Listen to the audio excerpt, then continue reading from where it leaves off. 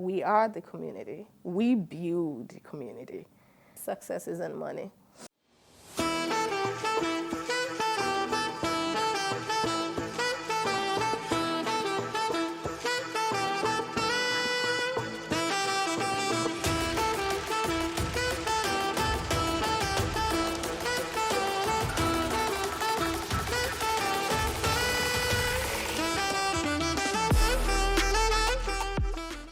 Thanks for sitting down with us. We appreciate it. Of course, I'm Good morning to you. Good morning. How's the environment? How's the atmosphere so far here in the 50th year of Urban Financial Services Coalition?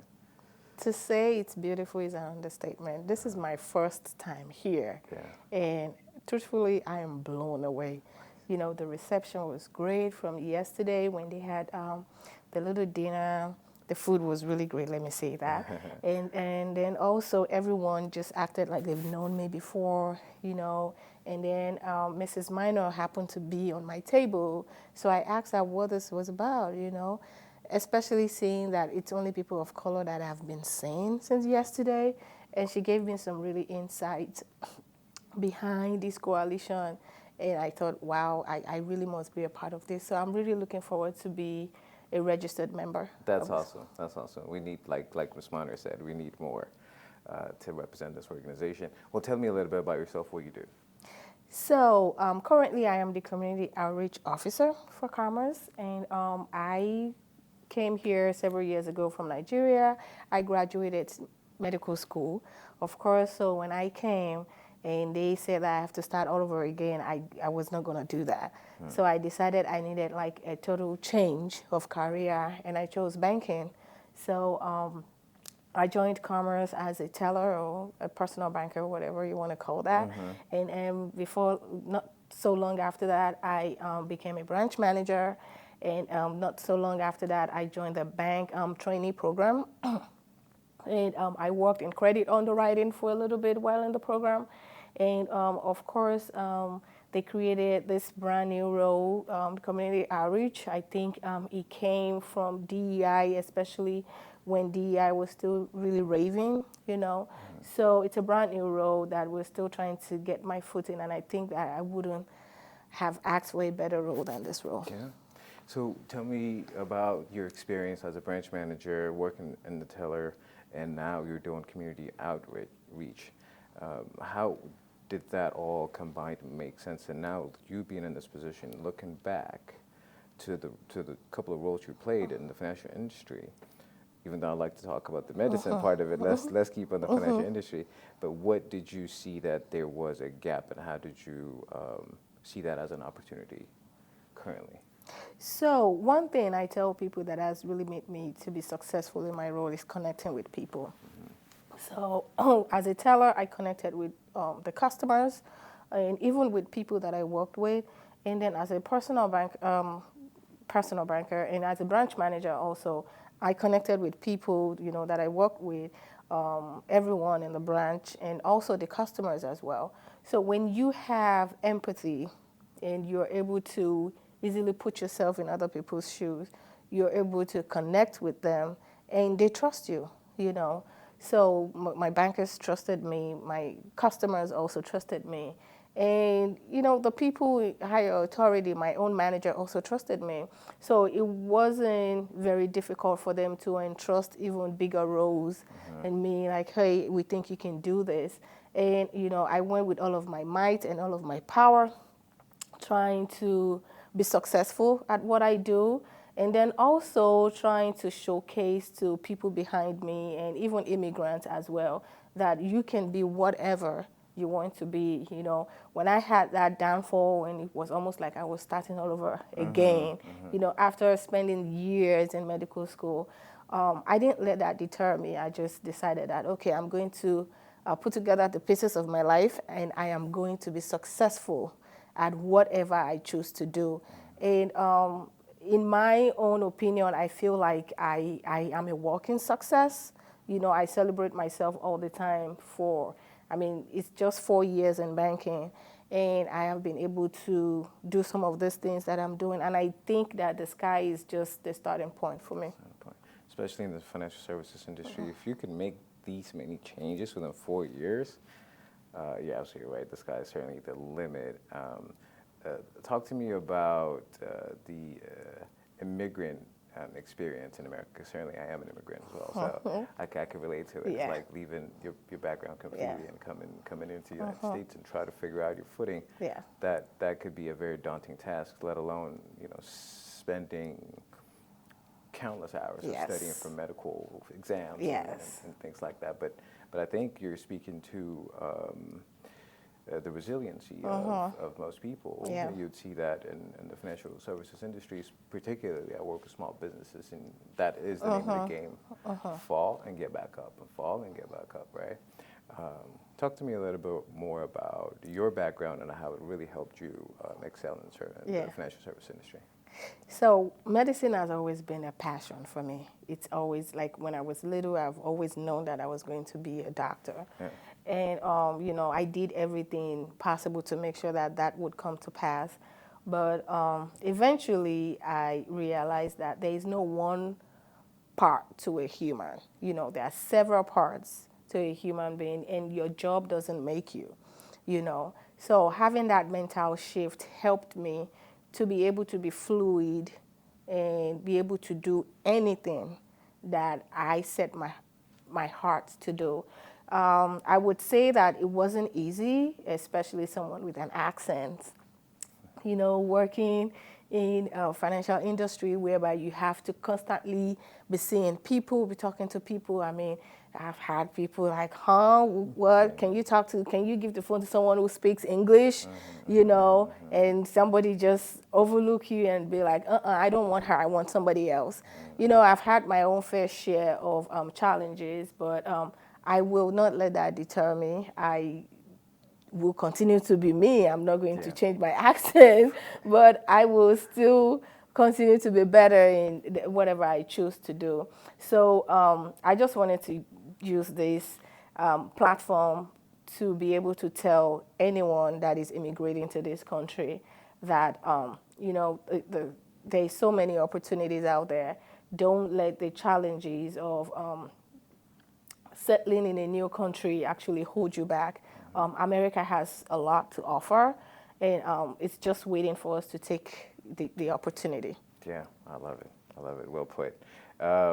Community outreach. New, Yes. like you said. Yes.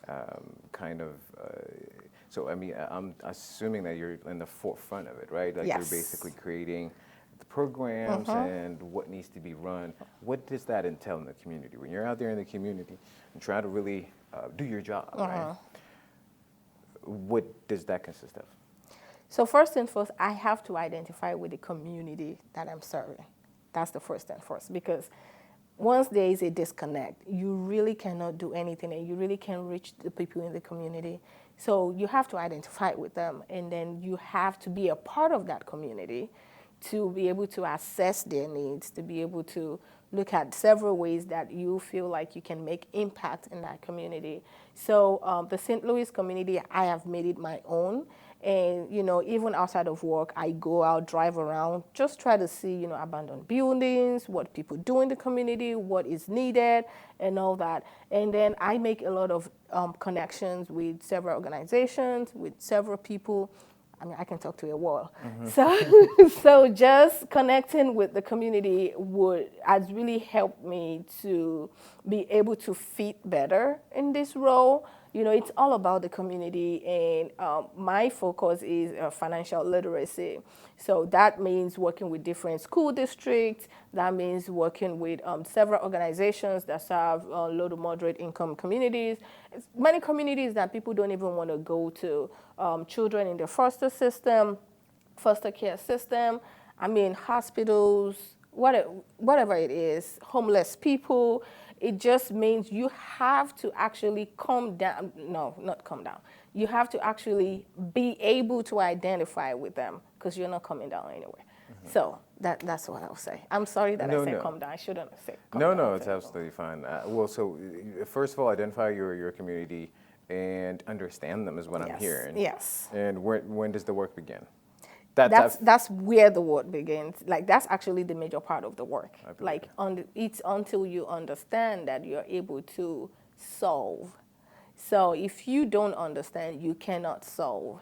So now when you understand and you're able to like pinpoint this is where help is needed, and then you can prescribe or ascribe the needed help to that problem. So right now we have seen a lot of lag in financial literacy. And even for people who you think they know, they actually do not know. And people who even have money, you think they know, they actually do not know. So I'm glad that DEI actually birthed this program, because I see a lot of organization and establishment also creating a community outreach positions out there and all that. And I'm still trying to figure out why most of the people that is being filled in this role are people of color. Is it that we connect more to the community? Like, I'm still trying to figure out why. What do you think it is? I feel like anything that has to do with the community is usually people of color, because we are the community. We build the community. You know, we are the people who really interact with the community. And if you have a community where you don't have anyone of color, it's almost like there is no color to that community, like there is no life to it. So it's actually not surprising that you see any role that has to do with community is being filled like by a person of color. Okay. I see your point. I see your point. I see your point clearly. But how do you define success in your role? So success is subjective, you know. I know that in this new era, subjects, it's actually being attached to money and wealth and affluence, but success is subjective. I think it is the number of lives that you're able to impact. Maybe one person or even hundreds of people, it doesn't really matter in the numbers, but have you really changed somebody's lives for the better? That's what success means to me. Do you think it could be quantified in dollar figures?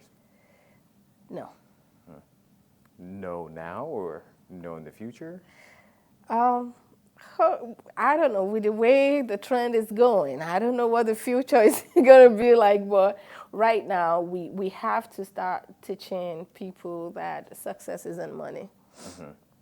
And it can be bought with money. It can be money. I see. I feel like I'm learning today. Well, any final words? Again, your organization, empowering the guys you're doing, the work that's being done, the initiatives that are being taken to at least address issues that are there. Right? So, but anyways, any final words that you'd like to say before we wrap it up? Yeah, so the final word is we need to go out in the community. We need to be a part of the community. You know, we're created for a bigger purpose in life. And, you know, it doesn't necessarily have to be where you live. You can always just travel far to go touch somebody's life. And, you know, the children all over the world, they don't have to be in Africa. It could be like South America or anywhere. Just make an impact. You know, it goes a long way. They say that changing one life can actually change a whole generation. So that's what I would say. Beautiful. Thank you so much for your time, Olu. We appreciate it. All right. Thank you.